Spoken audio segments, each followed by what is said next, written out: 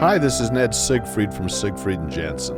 As proud sponsors of BeliefCast, we hope you are inspired by Todd's weekly podcasts, which contain so many courageous stories of recovery and personal growth.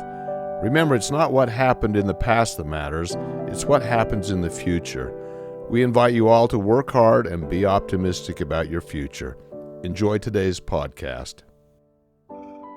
Welcome back, everybody. This is Todd Sylvester with the Todd Inspires BeliefCast. Once again, thank you for tuning in, and thank you for supporting me and believing in me in the good cause. I'd like to give a shout out as well to my sponsors, Siegfried and Jensen, Wasatch Recovery, Thread Wallets, Maury Nutrition, and then the music you're hearing at the beginning and the end of this podcast is by my good friend Paul Cardall.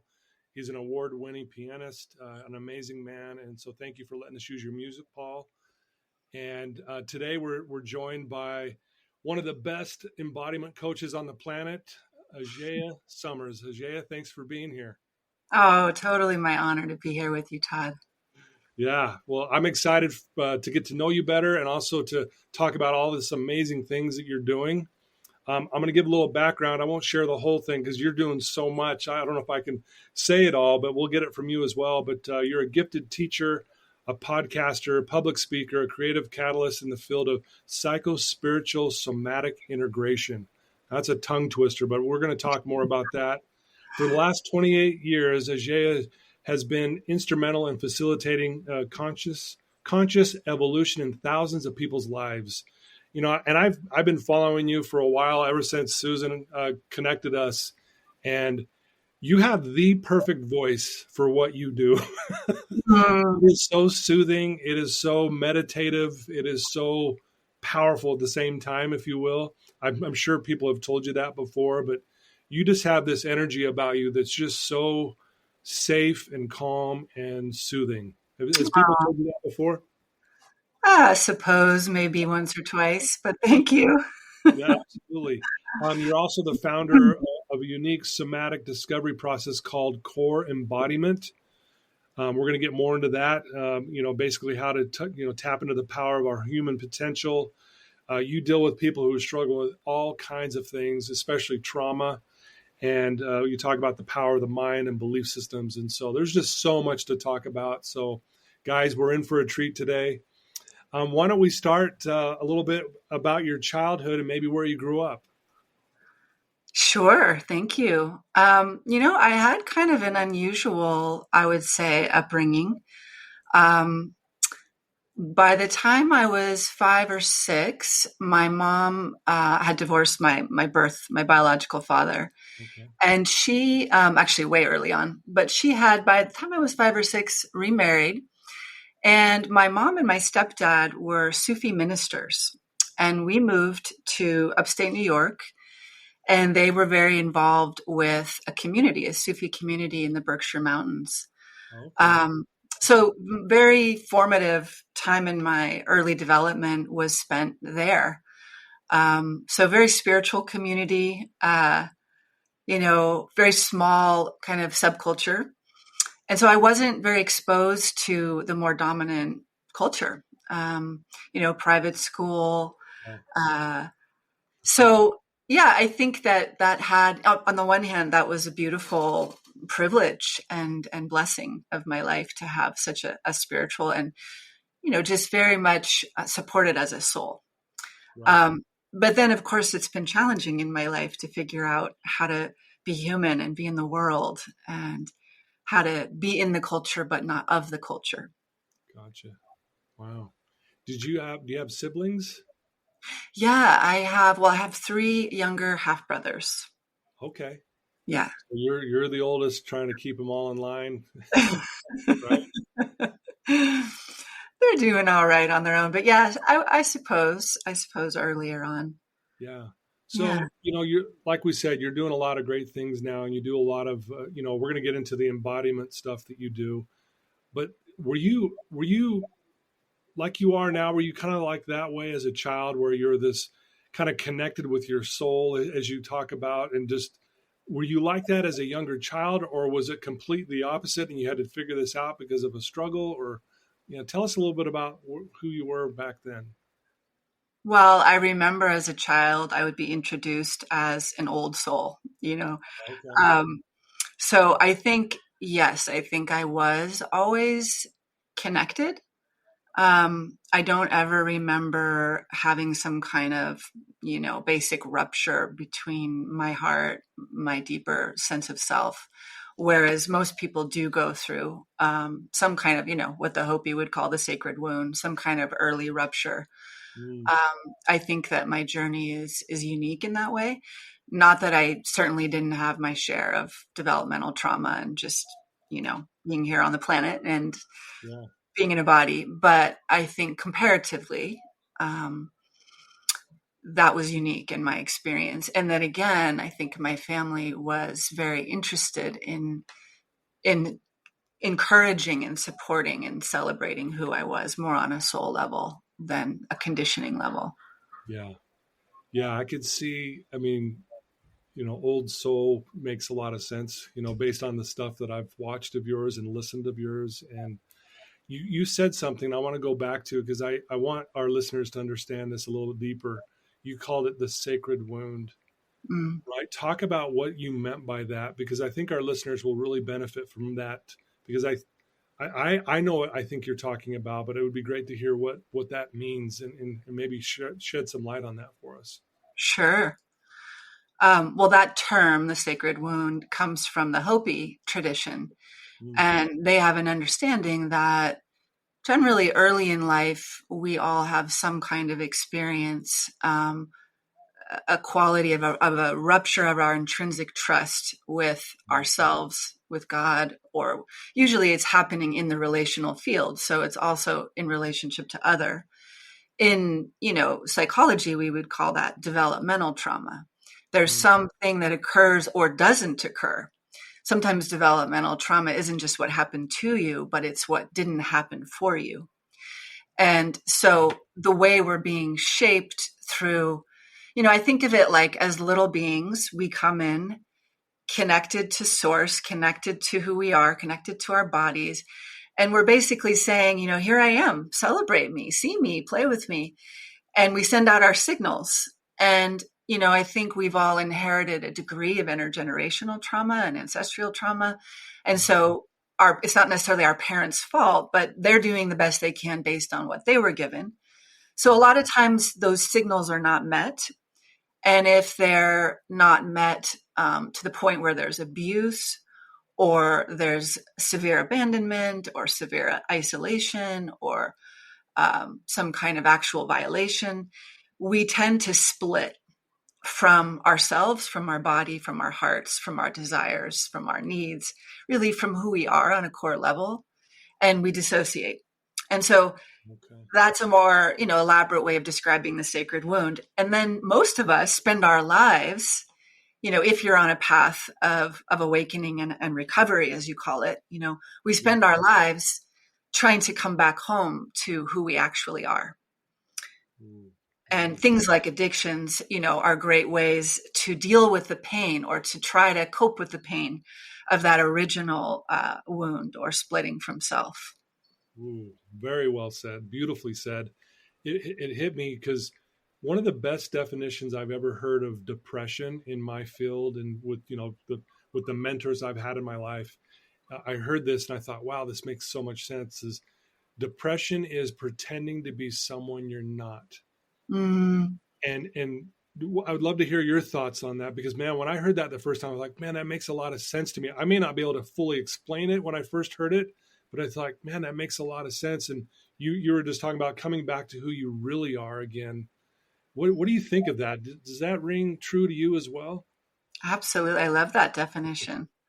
Yeah, And I think in my own life, the times where maybe I felt on the depressive side of my mental health, that there's truth to that. yeah, Um, and I was just thinking this morning, it's like our culture, I think, preys on this. So what can often come out of that core wound, that core leaving of self, is that we internalize a sense of deficiency. Something's wrong with me, something's lacking, something's missing. It's my fault. And so then our culture preys on that, and that we feel we have to prove ourselves, prove our value, prove our worth. And it's all caught up in self-images and, prestige and accolades and what we call success. It's all external ways we're giving our sense of self and power away, right? To what other people think, to what other people say. And so, of course, you're going to end up feeling like you're pretending you're some, imposter. Wow. Yeah. Man, there's so much I want to talk about because, I think before I ask this next question, because it's going to get into what you do, I think people hear embodiment coach and they go, oh, yeah, I've heard that before, but I don't know if they even understand what that even means. Do you mind explaining that too, so we have a better understanding of exactly what that is and kind of what you do? Sure. I'll do my best to to give a definition. Please. To embody is essentially defined as, taking an idea, taking something in the invisible and making it a reality, right? So we all have lots of ideas, but to embody them is to live them, right? Whether that's a tangible project or, something you're actualizing.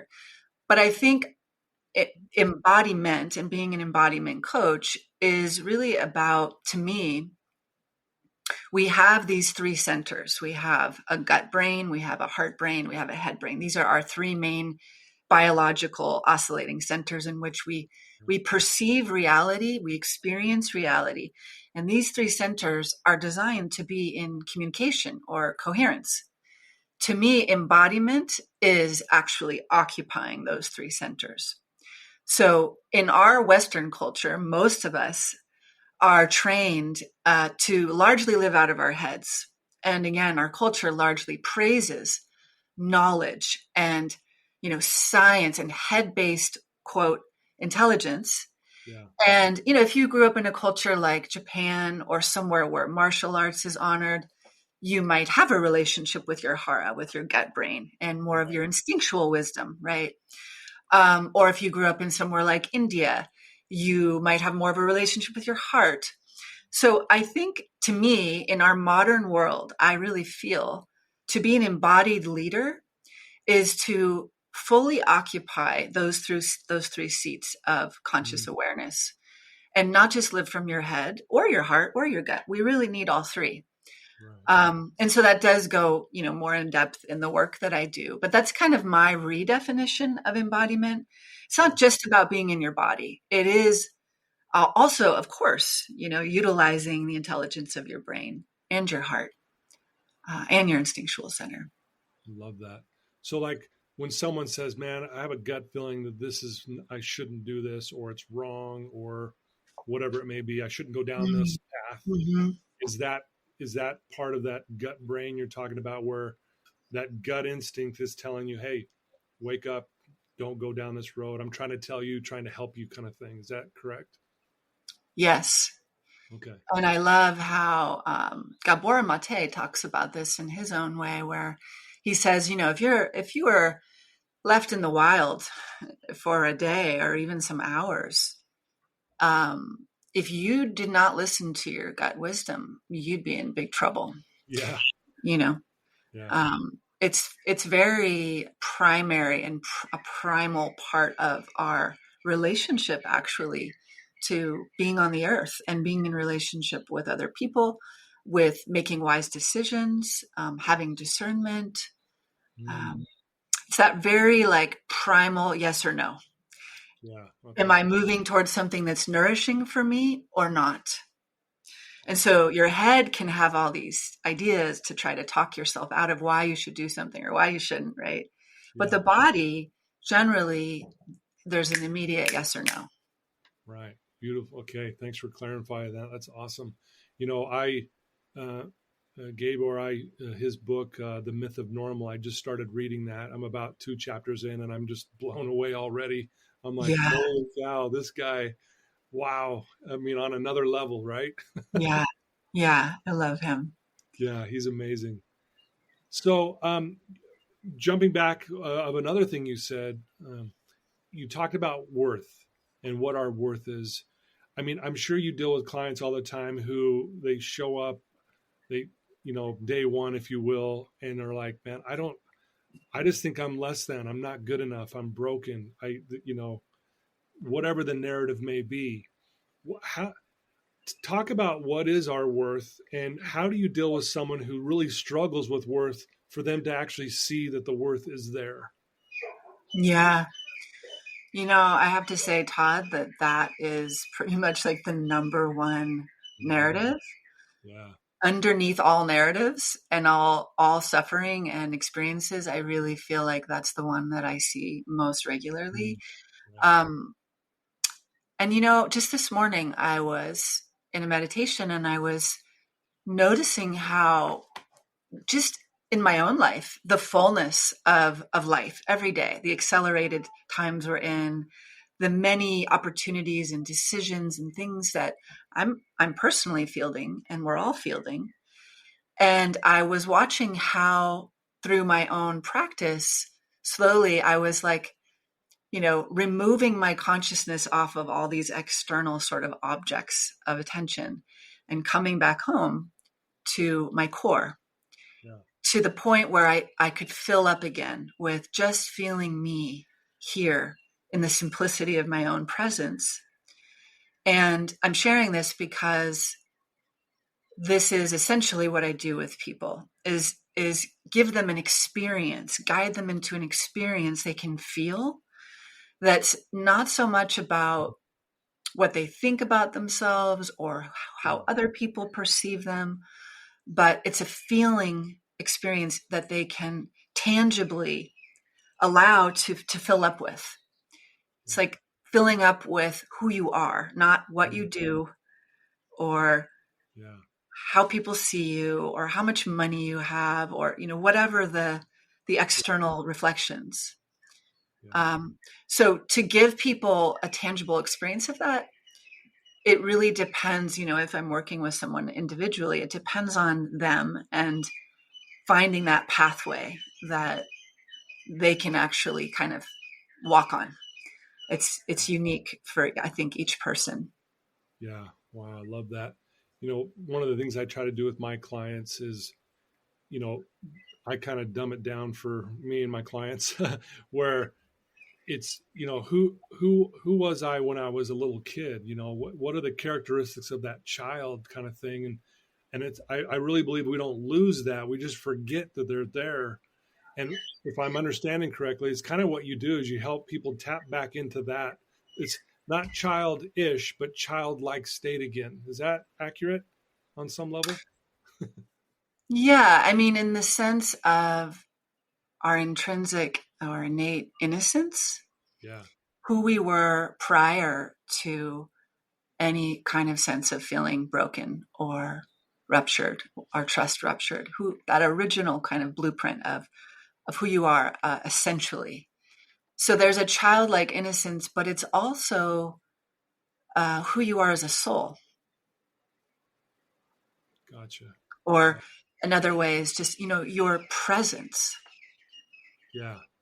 Yeah. You're just your presence. It's nothing external, like you were talking about. It's internal. It's already there. It's built in us. It's in our DNA. It's who we are to our core. Right. It's what's looking out through your eyes right now and hearing through your ears and beating your heart and breathing your lungs. Wow. I love that. There was a quote by Eckhart Tolle where he says, we are the universe inside of a human body for a short period of time. Mm-hmm. Wow. That's when you look at it, if you really kind of contemplate that, that's powerful, right? And what a beautiful reminder, how precious this short period of time is. Right. Being in a human birth and body. Yeah. So, let's talk a little bit about your discovery process, your core embodiment, and maybe just kind of explain what that is. Maybe tell our listeners kind of what you do on a daily basis, who your clients are, that kind of thing, and ultimately kind of what you're trying to accomplish with all of this. Mm-hmm. Those are big questions. Yeah, as I can be. I'm sorry. No, it's great. Um, well, so I notice a lot of my clients are people who have already been on, you could say, the spiritual path. They're already people who are interested in waking up to, who am I? Right. How do I live my greatest potential? How do I self-actualize? These kinds of people. So I would say some of those people have been on what I call like an ascension journey, where they've used spirituality to bypass their humanity. And so, meaning they've used spirituality as a way to avoid feeling and having a relationship with their needs and their biological intelligence. So again, another version of living in the head, only maybe through more of a spiritual frame. Okay. So for those people, it's a lot about bringing them through a kind of descension process of reclaiming a relationship with their needs, their feelings, their body sensations, these more sort of vulnerable, intimate terrain of the human experience, right? Right. Then there's people who I would say in my practice who have high level of trauma, who much more like complex trauma, and they're very dissociated. And so for them to feel and be here at all, it usually is a longer process of, and those people, I work a lot with touch, whether it's being in person with people and bringing in my own touch, but I can also teach people practices where they touch themselves. Right. So they can feel themselves and develop a loving relationship with touching themselves. And that can be really supportive when someone's very dissociative and ungrounded. So there's kind of a spectrum, I would say the majority of my people are kind of higher level, higher functioning humans who are therapists and doctors and in the service professional space themselves. And maybe they're going for a deeper level of integration and refinement and embodiment of the things they already know, but they don't feel they're fully living. Or maybe they have challenges in their relationships and their capacity to, skillfully communicate themselves or, be available for more intimacy, that kind of thing. Then I would say with pretty much everybody, I'm going to bring in some somatic practices where, again, we work with touch. Sometimes we work with sound, because sound is one of the most powerful ways to permeate or penetrate dense tissue. And a lot of times in that early trauma we were talking about, we develop sort of protections or a defense system to protect our heart, to protect our more vulnerable younger parts that survived that, right? Yeah. And it lives in the body and it lives in the nervous system. Yeah. So what I find is that people can't just through talk therapy dissolve that defense system. Often it needs a co-regulatory shared space, a corrective kind of co-regulatory shared space, and also bringing in touch, bringing in sound. We can pattern interrupt the normal way we breathe. And for most people, we are continuing to maintain that defense system through our breath pattern. And so sound is basically an audible exhale. And so we can increase our capacity to breathe in when we work with long, elongated sound exhales. Then there's more room to breathe in. We're tonifying the vagus nerve. All kinds of great things are happening that, again, take you below the realm of just the mind. And it drops people into more of a feeling experience in their bodies. Love that. It sounds amazing what you do. It sounds like just these enlightenment moments for not only you and your clients. And is that something where, do you ever pinch yourself sometimes going, man, I get to do this. I get to help people in this area. Obviously it seems like you were born to do this. Does it feel that way? Thank you. Yeah, I mean, it is kind of an unusual path.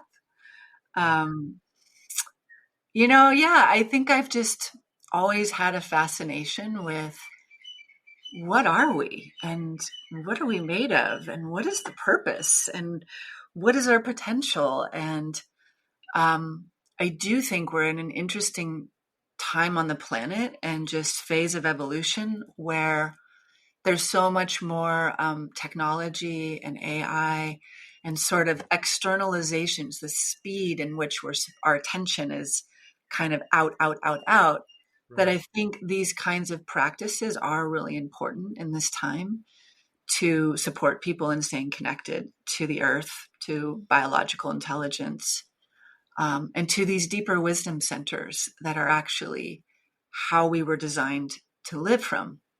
Right. Um, Love that. so it is a privilege to kind of, have that stand. Yeah. Right. Well, so you help a lot of people, and you're doing a lot of good out there. Like we said, you're a teacher, you're a podcaster, you're a public speaker as well, and you're doing a lot of great things. What do you do for you? What does your day look like for you? Like, how do you keep yourself centered? What are some, or maybe your morning routines or daily practices that kind of help you kind of keep your feet grounded, if you will? Because again, helping people, because that's what I do. It can get exhausting at times. It can be overwhelming at times. Mm. What does your day look like for you? Thanks for that question, Todd. Uh, Well, I do find that waking up and I do the practice I teach. right. So core embodiment is a practice that again works with the gut brain, the heart brain, and the head brain. And so there's three sounds, and basically there's three sounds I work with to bring my attention fully into those centers. There's also a movement practice that's connected to the way we developed as embryos. So it's kind of like our native language. The first language was movement, was a breathing motion. So there's something for me in connecting with that, seating myself in that, running myself through the practice. Originally, it came to me when I was starting to write my book about 7 years ago Mm. as a way to get out of my own way and clear my channel and receive fresh information. And so I really use it the same way now. In the morning, I just, have pen and paper nearby and dive into the practice, and I get inspiration. I get ideas. Things come through. I write them down. So I might have my schedule for the day, but I'm also receiving fresh inspiration that feels like guidance to follow through.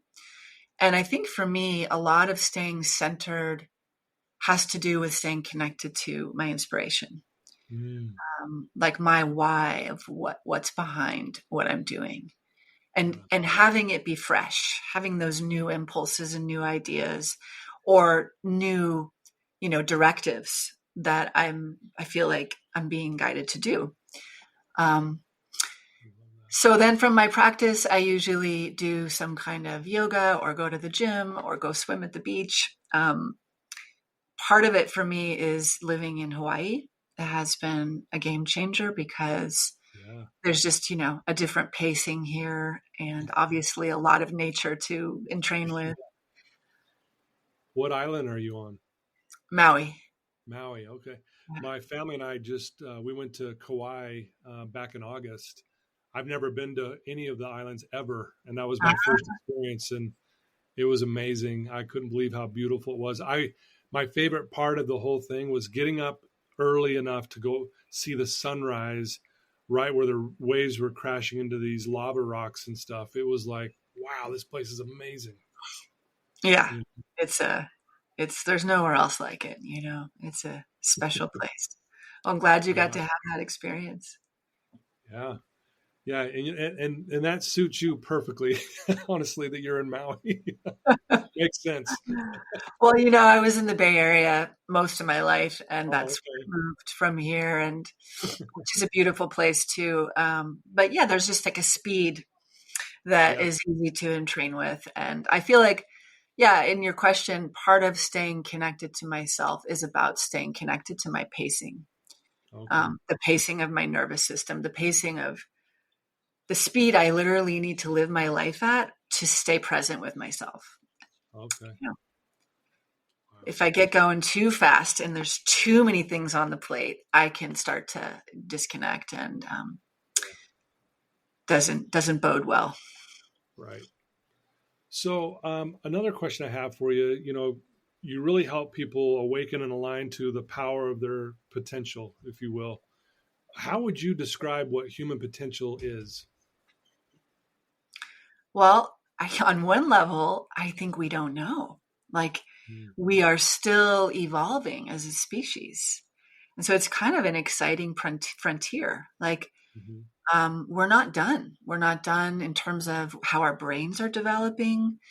There's so much right now in the field of longevity medicine and biohacking and different ways people are exploring the process of aging, the process of, just literally our physical, mental, emotional capacities.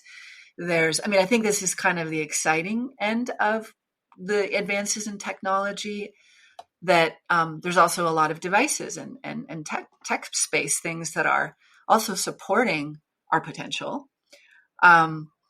So on one level, I think it's just this frontier of who knows the limit. Like, we'll see what the potential is of, what we're capable of, what we're, but on a really practical, grounded, day-to-day level, I think what I'm referring to there is just each of us has a unique, I think, self-actualization. I kind of like part of, in the 6-month course I teach, is I take people through almost like we're reclaiming our developmental journey. And I sort of combine some of Maslow's hierarchy of needs and this body of work called NARM that I studied, where we work with developmental needs, and also Marshall Rosenberg's nonviolent communication, where he works with needs. And so one of the needs in that journey is to self-actualize.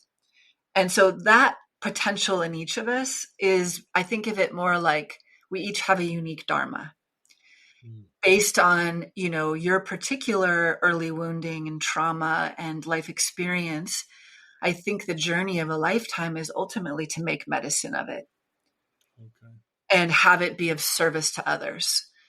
So I imagine, like in your case, I don't know your whole story, but I know you had a time where you were in an addiction actively, and then you had a recovery, and then you're fully recovered, and you're now about supporting other people to be recovered. And, so there was a journey that, a trajectory and a journey in your own life of you self-actualizing based on what you lived through.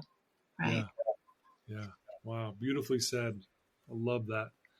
So, you handle kind of almost anyone. I mean, like, what's your typical client, I guess is what I'm trying to say. Like, who comes to you typically? Is it someone who's had trauma, or is it a wide range of things that people have gone through? They're just coming to connect and what have you. What does that look like for you?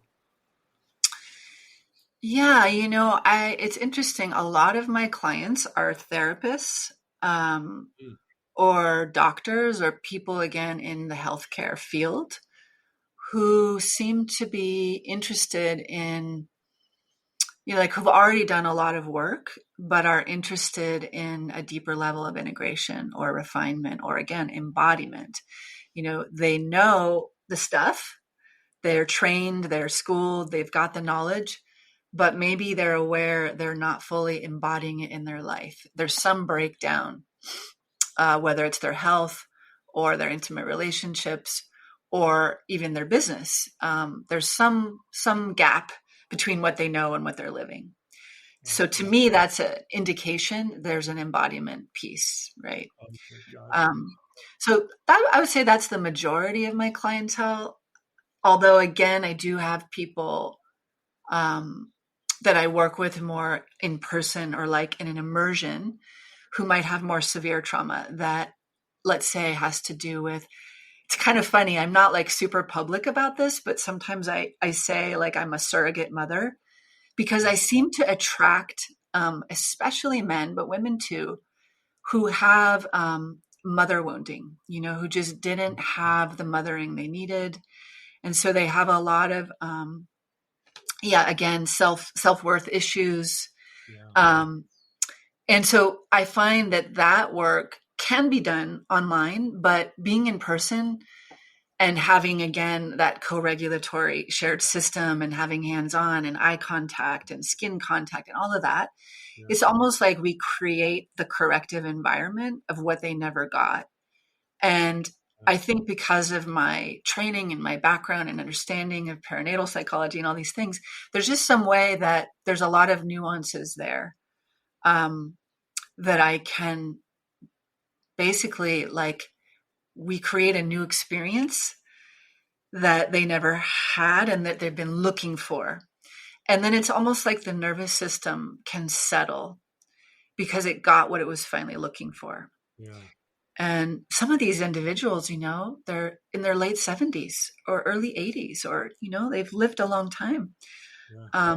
But they're still suffering on some level from feeling a closure that happened really early on. Yeah.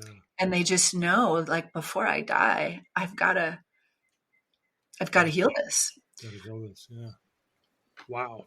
I was smiling when you were saying that, people who have had trouble maybe on the mom side of things really connect with you. It doesn't surprise me, again, because like we said at the beginning, you're very, you feel safe. You have a calming voice about you. The energy that you kind of portray, even what I'm feeling here, just talking to you via, on the computer, I can feel it. And it's pretty amazing. It's a gift that you have, obviously. And it's pretty cool that you found it and that you are sharing it with the world, if you will. Thank you so much, Todd. I really appreciate that Yeah. reflection. Yeah, it's amazing. I would love to be on the level you are, but I do feel like I can read people. I read people's energies. When my clients come in, man, I can tell right away they're in a bad place or things are going really well for them or what have you. And it's just cool to feel your energy here. It's pretty awesome. Thank you so much. Yeah. If there's someone right now who's listening to your voice, who's struggling, they're in a dark place, they're not quite sure what to do, and they're struggling. You've already shared some really powerful things, but what could you tell that one person right now who might be listening to you, who's going, man, I'm in a bad place and I'm not sure what to do? What would you tell them? I think just to not give up, to turn that struggle and angst into a prayer. And, it's like, in truth, we're never alone. This is you could say, like, a very conscious universe that we live in. And I think part of the nature of really struggling and being in a dark place is that inherently we feel isolated. Right. So I'd say, reach out to a friend, a family member, a therapist, reach out, like, break through that isolation. And if for some reason you can't do that, like, pray. And if you don't believe in God, I'd say, go sit in nature, because to me, you don't really need a religion or some external God. If you sit in nature, you're going to see the sacred and experience the sacred, and it will remind you that you're a part of that. If you just sit and gaze at the ocean or a lake or the stars, or even just watching the wind in the trees, I think that struggle that a lot of people feel these days is also part of a cultural context that we're so entrained with technology and screens and self-images. And, we've lost connection to our true nature, which is nature. Yeah. And usually people, if they saturate themselves in nature and also some kind of loving company, they're going to start to remember themselves. Ooh, beautifully said. Thank you for sharing that. I love that. I heard it once said, we used to look up for inspiration, and now we're all looking down. And right. And so I love that's beautiful advice for anyone who's struggling. And I appreciate that. If someone listening to you right now wants to get to know you better, look into your Core Embodiment program, and they want to, listen to your podcast or get your book or, any of that stuff, what's the best way for someone to reach out to you to get those things and to connect with you? Yeah. My website is just my name. So AJAYASOMMERS.com. And, I am a little bit, I'm not like a huge social media person, but I do get on Instagram and Facebook a bit, and LinkedIn. But yeah, I would say my website, just reach out to me. I'm also, will do, like a free 30-minute consult with people to see if I can support them. Yeah, beautiful. And I'll put all your links in the show notes too, so people can just link right to you when they're listening to this and be able to connect with you that way. And anyone listening to this can also reach out to me, and I'll get you connected with Ajaya and to see all the great things she's doing. And I don't know, this has been a great interview. I feel really peaceful. That's great. I really do. And I don't say that lightly. I really mean that. Like, I really do feel calm, and I can see why you're so good. Susan, we talked about our mutual friend that connected us. She talked my ear off for a minute about you, and it was just like on and on. And, you're kind of going, oh yeah, I'm sure she's great. But now I can see why. And I just can't thank you enough for spending some time out of your busy schedule to be on my show. It's truly an honor. I did a post today about my show, which has been going on 7 years now. We're ranked in the top 100 in mental health. We got 500,000 followers and listeners. And the reason why, it's when Isaac Newton penned in a letter in 1675, if I've been able to see a little further, it's by standing on shoulders of giants. And thank you, Ajaya, for letting us stand on your shoulders for this hour, and just to be able to see a little further and to understand a little bit more, especially with our potential and who we really are and our worth. And that's what I felt today. So thank you so much.